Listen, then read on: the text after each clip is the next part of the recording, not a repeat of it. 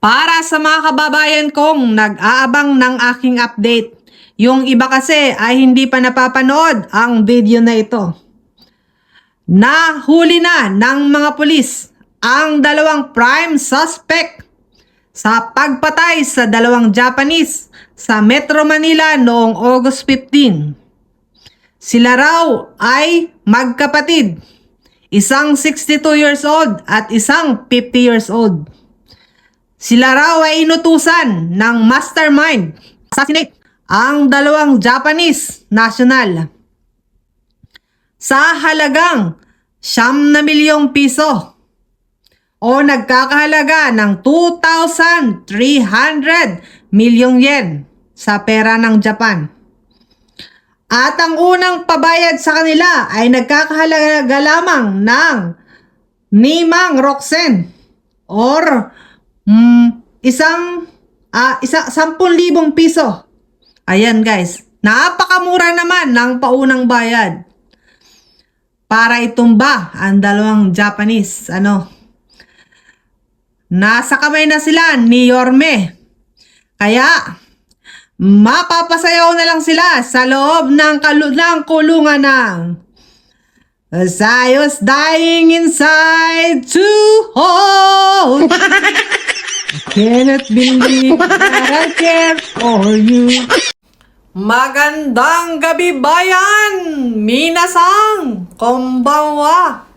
Ayan guys, alam ko, huli na itong balita ko kasi ito ay nabasa ko na rin at napanood ko na ito kagabi. Hindi ko nga lang ito nagawa ng video dahil giri-giri na ako nung umaga. Kaya ngayong pagdating ko, galing trabaho, ay ito, i-update ko kayo. Alam ko naman sa inyo, marami sa inyo ang hindi pa rin napapanood dito guys. Ayan.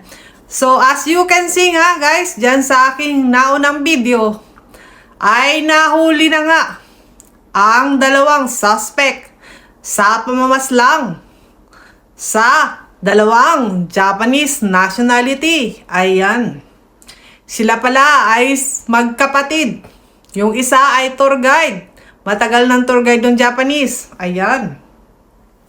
At mayroon daw silang mastermind na magbibigay ng gantimpala. Hindi ako magbibigay ng ibang word guys. Kasi bawal. Ng gantimpala sa halagang 9M na pera natin. Sa pera natin. Ayan guys. Kasi kanina nung nag-comment ako, binira ni TIK TOK ang aking comment guys. Ayan. Kaya maingat po tayo sa pagsasalita ng mga gantimpala po. Ayan. So yun pala, may gantimpala pala kapag naitumba ang dalawang Hapon. Ayun guys. At ang mastermind nila ay Hapon din. May problema daw sa pananalapi. Hindi natin alam kung ano ang kanilang business. Ayan guys. Kaya lang, nasa kote na sila ni Yorme. Si Yorme, tatahi-tahimik lang. Akala natin wala akong ginagawa. Nakailang ganyan na yan si Yorme. Si Yorme Isko Moreno. Nakailang ganyan na yan. Nakakala mo ay hindi umaaksyon. Pero, maya-maya, nandyan na ang mga salarin. Nahuli na nila. Magaling ding dumali itong si Yorme.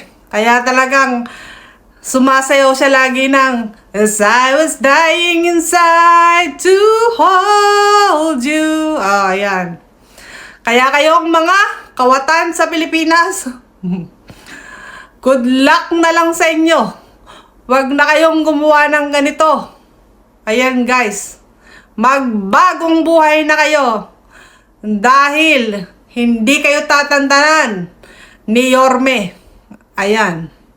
Nakakaawa ang mga Hapon at yung mga Koreano na tinira din nila nung mga nakaraan pa. Hindi natin alam kung sila din yan.